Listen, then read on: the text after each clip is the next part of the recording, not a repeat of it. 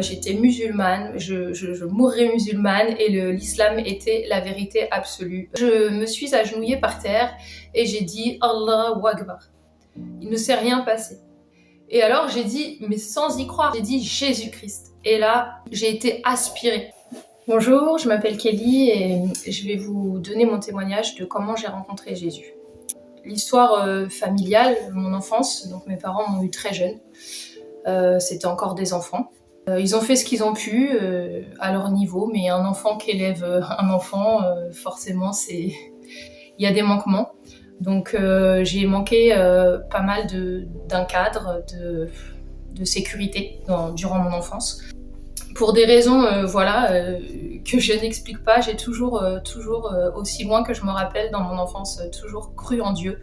J'ai toujours parlé à Dieu, je lui ai toujours parlé comme je parle à n'importe qui serait en face de moi. À l'âge de 12 ans, donc j'ai décidé de me faire baptiser. Donc je me suis moi-même inscrite dans une église catholique. Et puis au fur et à mesure de ma vie, en fait, dès 12 ans, enfin, j'habitais dans un quartier et donc mes fréquentations étaient essentiellement musulmanes. Donc j'avais beaucoup d'échanges sur Dieu.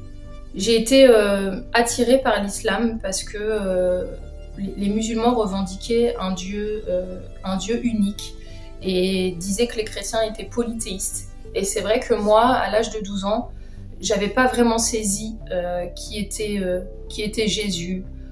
Pourquoi ? Dans les églises notamment catholiques, on prie aussi la Vierge Marie. Il y a beaucoup de statues, ce genre de choses, et du coup c'est vrai que l'appel de l'islam au Dieu unique, ça m'a attirée, ça m'a semblé juste et cohérent. Et donc naturellement je me suis orientée vers l'islam, à savoir que comme j'avais pas de structure au niveau familial, j'ai été beaucoup entourée de musulmans, et comme j'étais enfant, donc mes amis étaient musulmans et donc j'étais beaucoup dans leur famille. Il y avait quelque chose vraiment de très fort, il y avait une cohésion. Il y avait une ambiance familiale certainement que moi je n'avais pas et qui me manquait, et donc ça a formé un tout. Et j'ai épousé l'islam vraiment officiellement à l'âge de 15 ans. Donc j'ai passé plus de temps dans la religion musulmane que sans la religion musulmane. Durant 20 années, j'ai vraiment cru que c'était la vérité. J'ai pratiqué du mieux que j'ai pu. Et puis au fur et à mesure des années, en fait, j'ai commencé à être vraiment tiraillée en moi-même. J'avais l'impression que tout ce que je faisais n'était pas assez bien pour Allah. C'est-à-dire que j'avais aucune garantie de mon salut. Et c'était vraiment très difficile, puisque dans le Coran, on te dit que voilà, tu devras passer par l'enfer, que pour te purifier, quoi qu'il arrive. Le prophète lui-même dit qu'il ne sait pas où il ira. Donc si le prophète lui-même dit qu'il ne sait pas où il ira, comment ses disciples peuvent avoir la garantie du salut? Et ça, c'était vraiment une torture pour moi. C'était vraiment difficile, à tel point que j'ai développé au fur et à mesure des années des crises d'angoisse, puisque la mort était pour moi quelque chose de terrible, d'effrayant, puisque je ne savais pas ce que j'allais advenir. Et donc ma peur de la mort a fait que j'ai angoissé aussi de vivre, puisque la vie va se terminer par la mort, et donc j'étais vraiment angoissée. J'avais du mal à vraiment comprendre comment accéder à Dieu, comment lui plaire. Alors oui, il y a les 5 piliers, mais toute personne qui connaît l'islam sait que même en respectant les 5 piliers, t'as pas de garantie du salut, comme le prophète lui-même a pu le dire. Et donc j'étais tiraillée en moi-même. J'avais l'impression que voilà que c'était sans issue pour mon âme, et je souffrais beaucoup. Ça demande vraiment beaucoup de courage de remettre en question toute sa vie, toutes ses convictions. Moi-même, ça m'a demandé du courage de revenir sur 20 ans de convictions profondes. Mais quand Dieu il t'appelle et tu résistes pas. Il y a à peu près 2 ans maintenant, j'ai rencontré dans le cadre de mon travail une personne qui m'a parlé de Jésus. Et moi, j'ai tout de suite rejeté ça, parce que pour moi, c'était vraiment du polythéisme. J'étais musulmane, je mourrais musulmane, et l'islam était la vérité absolue, le Dieu unique, et je ne voulais rien entendre. Et donc cette personne, malgré tout, a continué de m'en parler. Et moi, je l'ai vraiment rejeté fermement. Et je me suis dit, bon, je pense que cette personne est perdue, est dans l'égarement. Et donc, je vais lui montrer que l'islam est la vérité. À partir de ce moment-là, cette personne a commencé à m'apporter des arguments, a commencé à me démontrer qu'il y a des contradictions, des erreurs dans le Coran.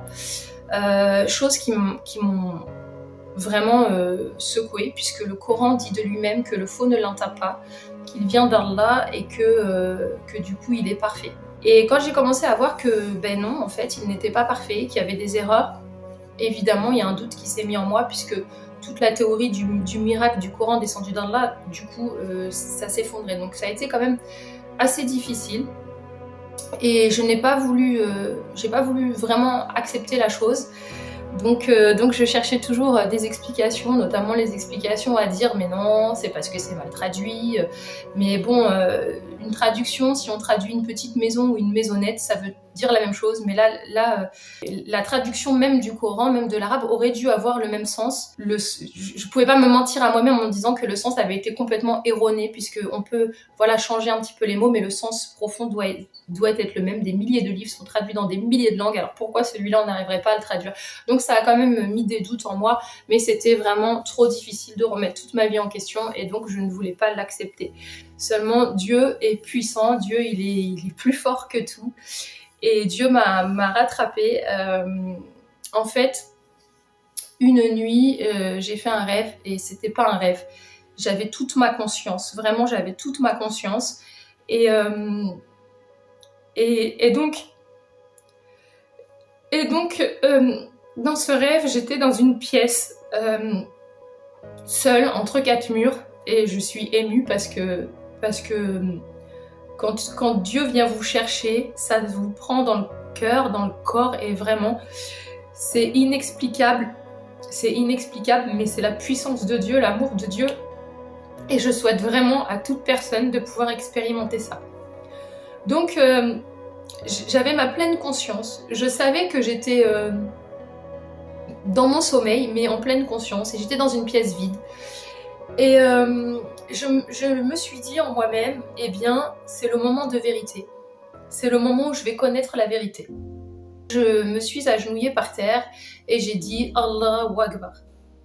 Il ne s'est rien passé.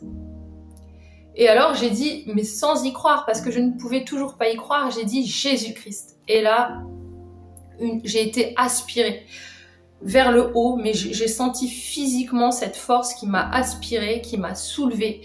Et j'ai eu peur, parce que c'était trop puissant, et j'ai dit j'ai peur, et je me suis réveillée. Et dès mon réveil, et plusieurs jours après, j'avais des larmes qui coulaient. C'était inexplicable, inarrêtable. Et c'était pas des larmes ni de tristesse, ni de colère, ni de peine, ni de peur. C'était des larmes inexplicables que comme un nettoyage. Dieu était en train de me nettoyer. Et donc j'ai été vraiment chamboulée par ce rêve, puisque je sais que c'était pas un rêve.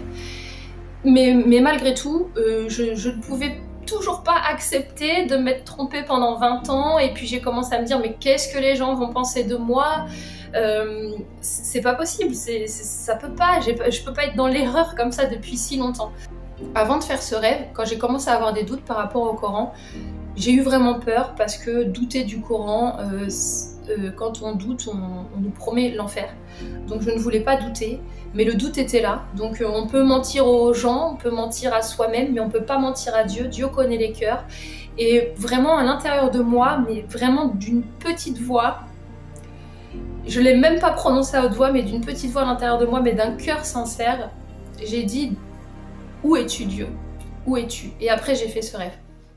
J'ai pas accepté, j'ai quand même pas accepté, enfin c'était pas possible en fait, comme je vous l'ai dit, j'ai passé plus de temps dans l'islam que sans l'islam, donc c'était pas possible, c'était mes repères, c'était devenu, même si je suis française, c'était devenu identitaire, puisque voilà, j'ai évolué, grandi dans des familles musulmanes, puisque j'ai été beaucoup livrée à moi-même. À 16 ans, j'avais mon appartement. Enfin, voilà, c'était vraiment quelque chose de très difficile.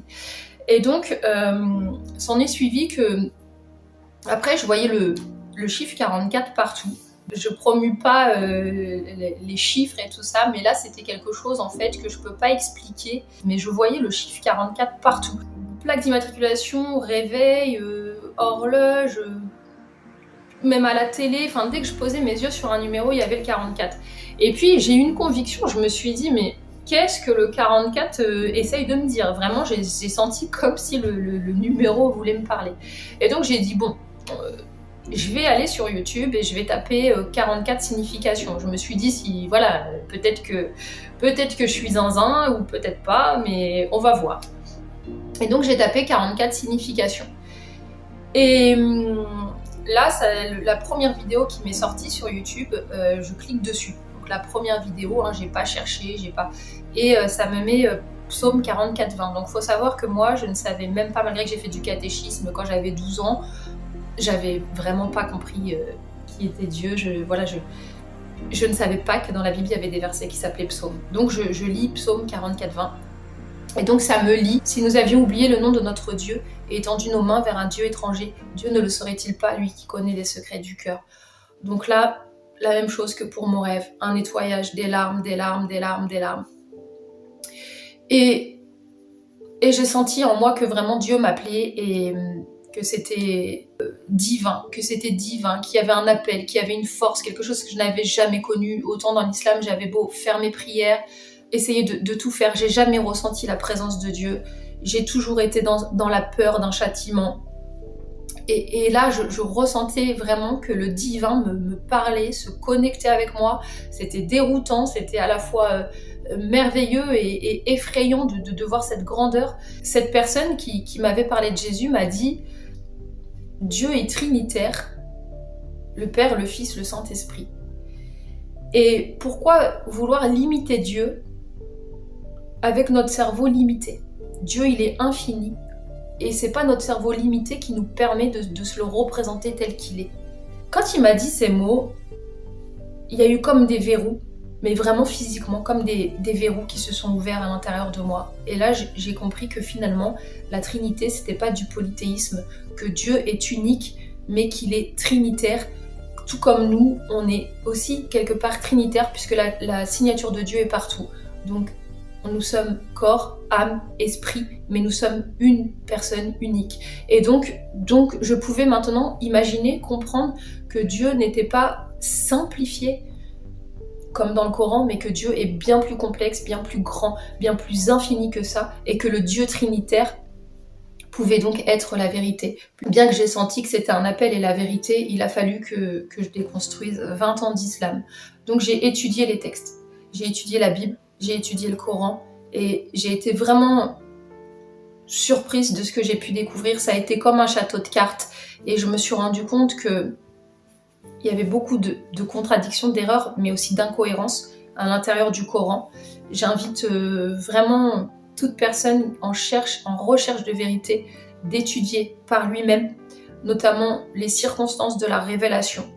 De quelle façon le Coran a été répandu, quel message vraiment le Coran donne, quelle image le Coran donne de Allah, et de le mettre en comparaison aussi avec le message de Jésus, de la façon dont Jésus a propagé son message, et puis comment Jésus qui est Dieu manifesté en chair sur terre, puisque Dieu peut tout, comment il a fait témoignage de Dieu le Père. Quels sont les attributs de Dieu dans la Bible et quels sont les attributs de Allah dans le Coran. Et si vraiment vous faites cette étude avec un cœur sincère, vous verrez que on parle pas de la même personne. C'est pas la même personne qui est décrite. C'est pas le même divin. Et donc après toutes ces recherches, donc j'ai accepté la vérité, j'ai accepté que la vérité c'est Jésus-Christ. Ça n'a pas été facile, puisque moi mon entourage est principalement musulman. Cependant, Dieu m'a porté, Dieu m'a tenu, et j'ai assumé et j'ai dit vraiment à tout mon entourage que la vérité c'était Jésus. Donc certaines personnes ont coupé les ponts avec moi. Je pense que ces personnes ont coupé les ponts tout simplement pour ne pas connaître mon parcours, mon témoignage, pour ne pas douter. et c'est leur choix. En fait, j'ai remarqué que les gens même qui pratiquaient, que je voyais comme des gens pieux, comme des gens que j'admirais parce qu'ils étaient pratiquants, je me suis rendu compte qu'en fait, ces gens n'ont jamais étudié vraiment la religion. Et qu'en fait, ils imitent ce qu'ils voient faire, ils répètent ce qu'ils entendent dire, mais ils n'ont pas de connaissance des textes, ils n'ont pas de connaissance des circonstances, que ce soit au niveau du Coran ou au niveau de la Bible. Ces gens vont par exemple dire que la Bible est falsifiée alors qu'ils n'ont jamais vérifié cette information, à savoir que la Bible n'est pas falsifiée puisqu'il y a encore des originaux aujourd'hui et des comparaisons ont été faites et les textes sont les mêmes. Donc c'est donc le mensonge de dire que la Bible a été falsifiée et que le Coran est la suite de la Bible ne tient pas. Le message du Coran n'est pas le même message que la Bible. Moi, j'ai la conviction profonde que Jésus est la vérité. C'est pour ça que je témoigne aujourd'hui, puisque nul ne vient au Père que par lui. J'avais un Dieu lointain que j'arrivais pas à accéder, qui me terrifiait, que j'en faisais des crises d'angoisse. Et aujourd'hui, j'ai un Dieu, je lui parle, je lui dis mes soucis, je lui dis ce que je ressens et il me répond. Dieu, le vrai Dieu, non, il n'égare pas et il ne guide pas qui il veut. Il n'égare pas, ce qu'il veut, c'est sauver tout le monde. Et pour ça, c'est pas difficile en fait. Il faut lui demander, Seigneur, tu es où ? Seigneur, si la vérité, si Jésus c'est toi la vérité, montre-le-moi d'une façon que je ne pourrai plus douter. Et je vous assure que si le cœur il est sincère, il va vous le montrer. Je sais que Dieu maintenant n'est pas dans les religions, que Dieu c'est comme une personne. Quand vous aimez une personne, eh bien vous lui parlez, vous l'écoutez, vous échangez avec elle et vous n'aimez pas une personne en étant un robot qui fait toujours les mêmes actions, qui dit toujours les mêmes mots. Non, ça c'est pas aimer une personne. Imaginez, vous entretenez une relation avec quelqu'un que vous aimez et puis à heure fixe, vous lui envoyez toujours le même SMS, toujours le même mot et puis pour lui envoyer toujours ce même SMS avec toujours le même texte, eh bien vous vous asseyez toujours dans la même position. Est-ce que ça c'est une relation ? Je ne crois pas, non. Donc moi, ma relation maintenant avec Dieu, elle est comme je suis, puisque Dieu nous prend comme on est. Il nous a créés libres, il nous a créés comme des êtres qui réfléchissent, qui choisissent, qui sont libres. Il ne nous a pas créés comme des robots. Donc s'il ne nous a pas créés comme des robots, c'est pas pour qu'on devienne des robots dans notre recherche de lui. J'étais quelqu'un d'angoissé, de craintif. Maintenant c'est terminé. J'étais quelqu'un qui était aussi dans la douleur, dans la peur du rejet. J'avais beaucoup de séquelles, certainement, de mon enfance, parce que j'ai toujours été finalement mis à part, parce qu'après mes parents, ils ont refait leur vie.